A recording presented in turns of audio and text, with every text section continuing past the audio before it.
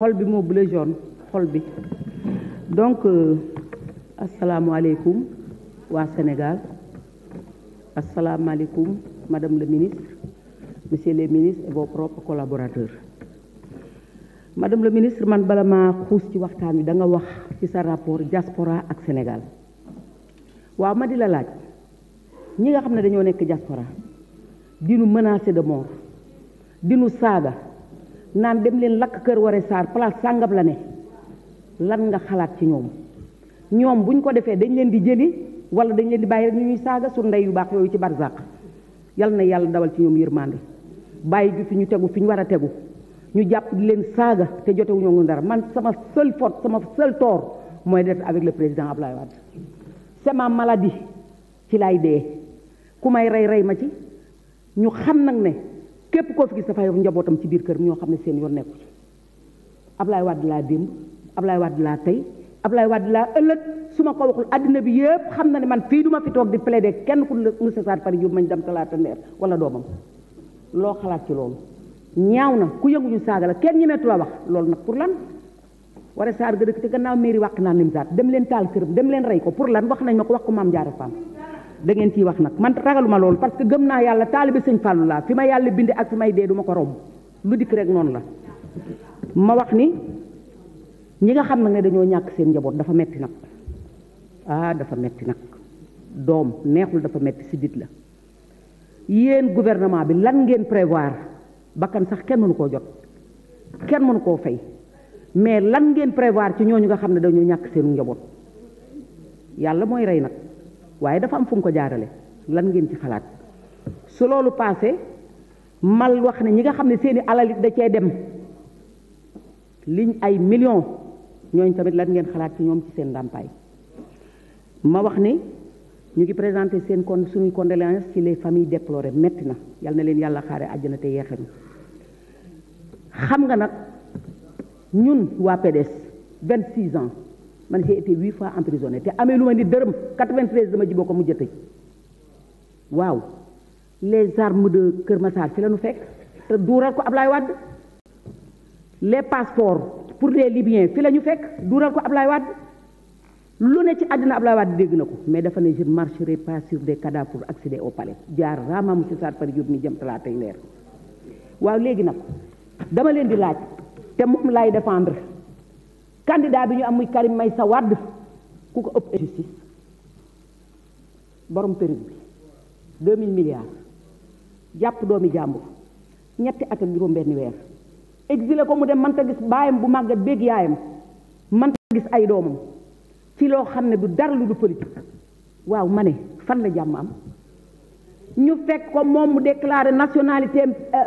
de renoncé na à sa nationalité française mu leer le jour bi nga defee déclaration rek yoratoo cette nationalité ñu recalé ko par jalousie par méchanceté par complot fekk ñoo xam ne am nañ double nationalité ci dëkk bii nag ci la ñu dëkk dara ump ñu def bu ñu yeggee ci war ko wax danañ ko wax ñu recalé ko moom fab ñoo xam ne am nañ double nationalité validé leen ba kenn génn ci jàll jalaalu wazal kiram yàlla moo yor dëgg te da koy feeñal ndax loolu mënoon naa am wolof Njaay dafa ne daan mbër daanu xañ na ci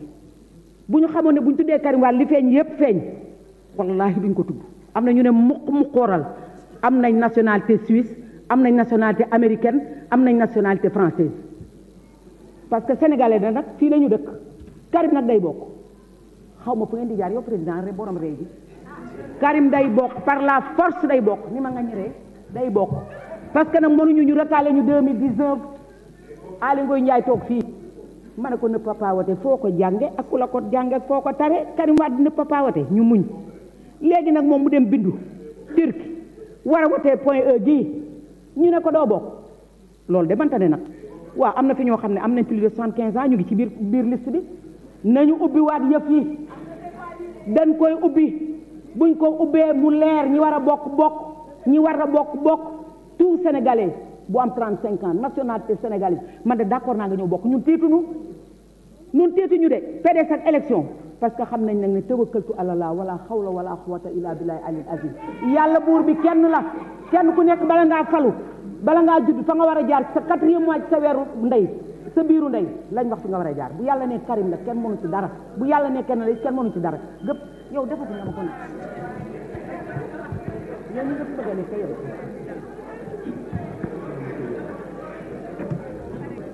D'accord. Merci. Seydou Diouf, suivi de Cheikh Aliou Bey.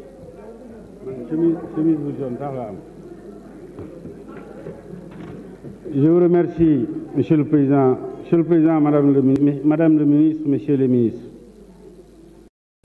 Monsieur le Président, en écoutant les propos de nos collègues depuis ce matin, une seule interrogation me vient à l'esprit. Sommes-nous si avares en humanité, en raison, en générosité, en amour? Notre pays, le Sénégal,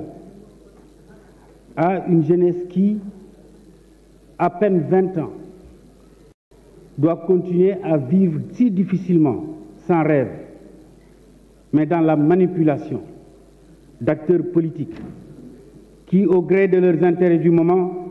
sont prêts à les jeter en pâture devant les forces de l'ordre.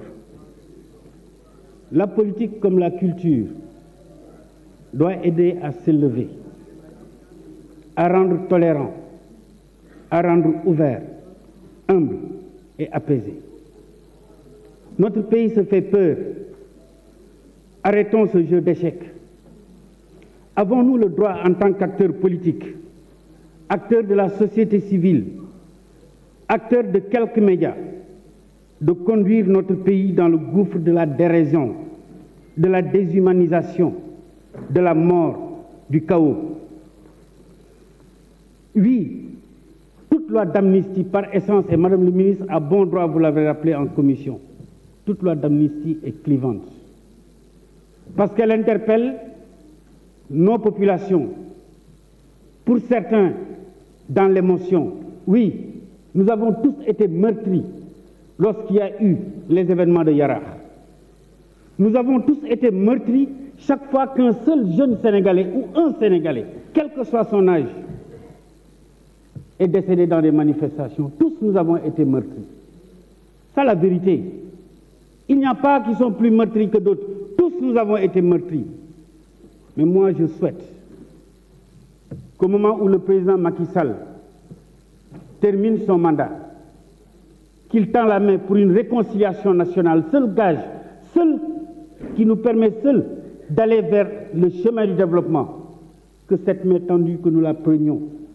Sortons des postures conjoncturelles liées à des échéances électorales. Regardons le Sénégal de demain. Ce Sénégal de demain ne peut pas se construire dans le contexte que nous vivons aujourd'hui, avec la même situation que nous vivons aujourd'hui. Nous sommes tous responsables. J'ai été victime en 2021. Ma maison a failli être brûlée. Le même jour, j'ai dit je pardonne. Parce que ceux qui l'avaient fait n'avaient pas conscience des actes qu'ils avaient commis. Il existe ici,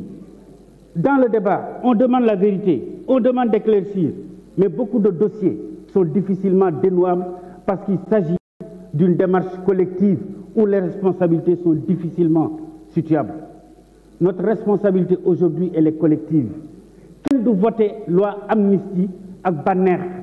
parce que ku ci nekk ci ñun di nga xalaat ña nga xam ne ñoo ñàkk seen doom wala ñu ñàkk seen alal waaye ñooñu la ñuy wax nañu jéggal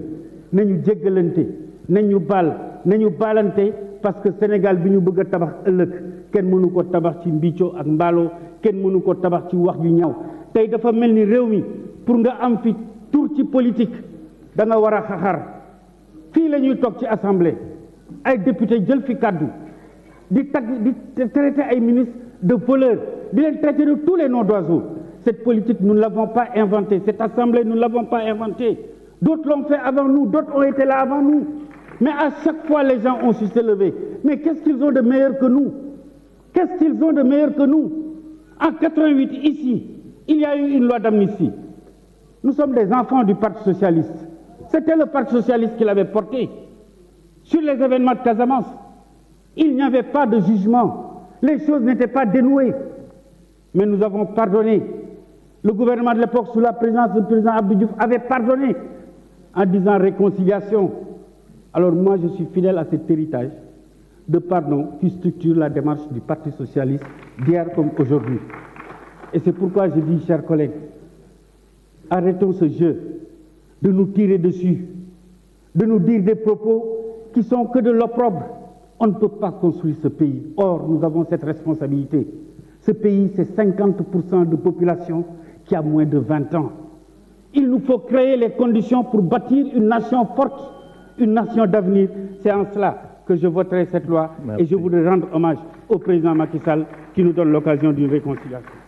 Merci, chers collègues. La parole est à notre collègue Cheikh Aliou Bey, suivi de Nafissatou Diallo.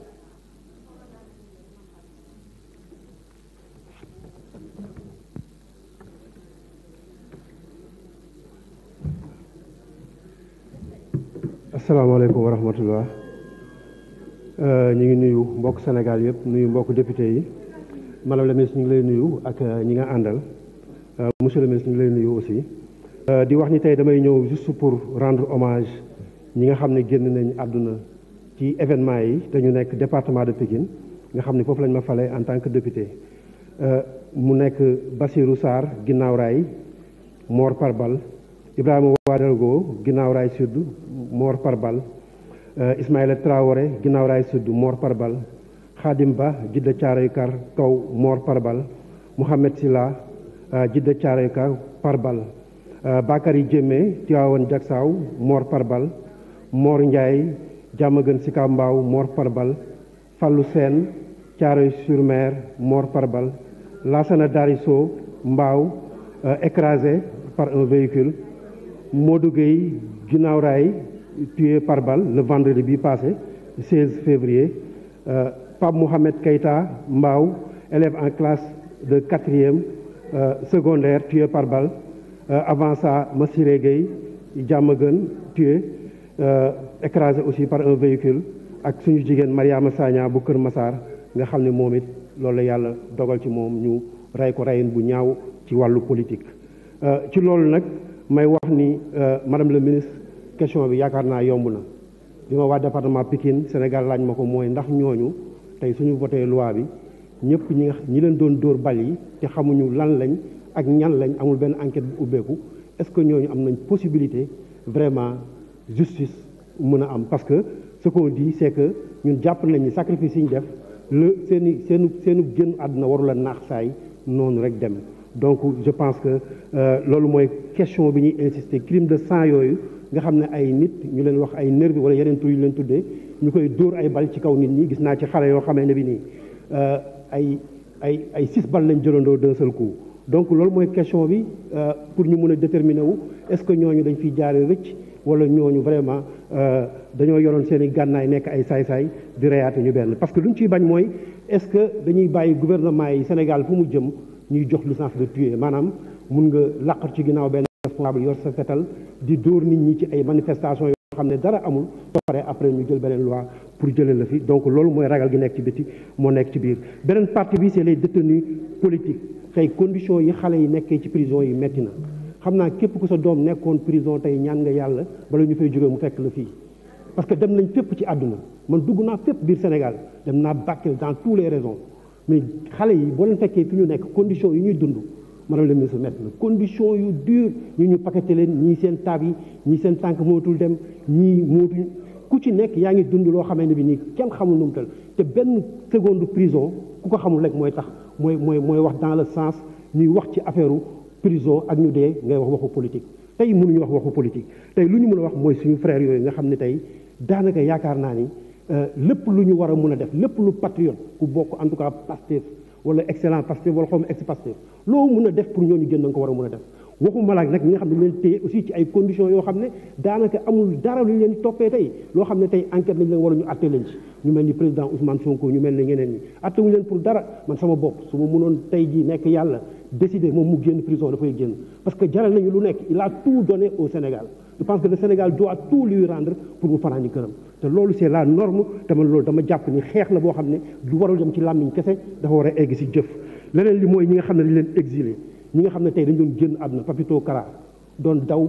yoon ba lab ci géej gi ba kanam dem, ñi nga xam ne dañ leen a blessé tey amatuñu bët, perte nañ ko ba abadan, ñi perte nañ seen i tànk ba abadan nan la ñuy defee liggéey boo xamante bi nii du nekkuñu situation wu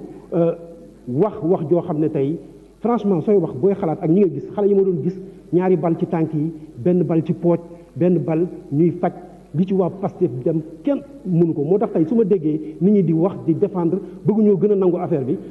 su ma fàttalikoo guddi gi ma dem fekk juróom-ñeenti nit yu tëdd nii ñëpp ay bal rey leen ak ñeenti ñoo xam ne ba léegi man xawuma leen ci hôpitalu Thiaroye bi di nga xam ne mbir mi metti na donc madame le ministre lu ñuy laaj c'est très simple ces crimes de sang là mënuñu leen bàyyi mu jàll il faut que loolu mu leer il faut que ñu xam ñan moo ko def après li ci des nag ñu mën a xool na lañ koy lijjantee mais tey sama xol dafa fees mënumaa wax parce que li ñu wax yëpp ci kaw ay nit ñu dee lañ ba pare bëgg cee politique te loolu mënu nekk donc waa Pikine aw ma seen fay yàlla moo am seen fay yàlla na leen yàlla fay ci kóolte bi nga am si ñun mais suñu sañoon xale yooyu duñu génn àdduna. Merci. Merci, cher collègue. La parole est à notre collègue Nafissatou Diallo, suivi de Rokhaya Diouf.